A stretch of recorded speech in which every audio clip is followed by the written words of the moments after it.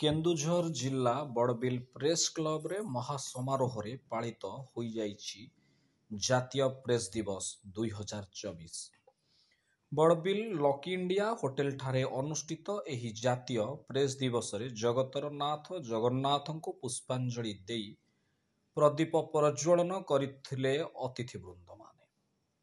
Barbil press କ୍ଲବର ବରିଷ୍ଠ ସାମ୍ବାଦିକ ବଳରାମ ମହାନ୍ତି ଅତିଥି ପରିଚୟ ସହ ଅତିଥିମାନଙ୍କୁ ମଞ୍ଚକୁ ଆମନ୍ତ୍ରଣ କରିଥିଲେ।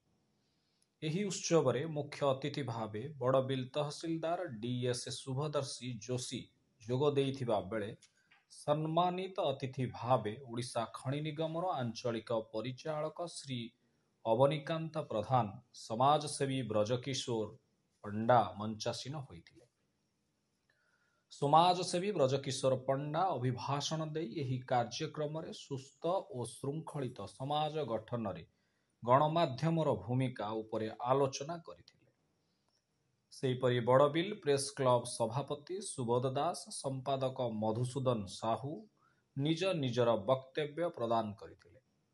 ବରିଷ୍ଠ ସାମ୍ବାଦିକ ଦେବପ୍ରିୟ ରଣା ମଞ୍ଚ ପରିଚାଳନା କରିଥିବା ବେଳେ ବଳରାମ ମହାନ୍ତି ଧନ୍ୟବାଦ ଅର୍ପଣ କରିଥିଲେ। ଏଥିସହ ବଡ଼ବିଲ ପ୍ରେସ୍ କ୍ଲବର ଉପସଭାପତି ମକରଧ୍ୱଜ ବାଗ, ସହ ସମ୍ପାଦକ ଅଂଶୁମାନ ପ୍ରଧାନ, କୋଷାଧ୍ୟକ୍ଷ ସୀତାରାମ ଦୀକ୍ଷିତ, ଶାନ୍ତନୁ ଦାସ, ରଘୁନାଥ ସାହୁ, ଡିମ୍ପଲ ସାଣ୍ଡିଲ ପ୍ରମୁଖ ଉପସ୍ଥିତ ରହି କାର୍ଯ୍ୟକ୍ରମ ପରିଚାଳନାରେ ସମ୍ପୂର୍ଣ୍ଣ ସହଯୋଗ ପ୍ରଦାନ କରିଥିଲେ। Bureau report.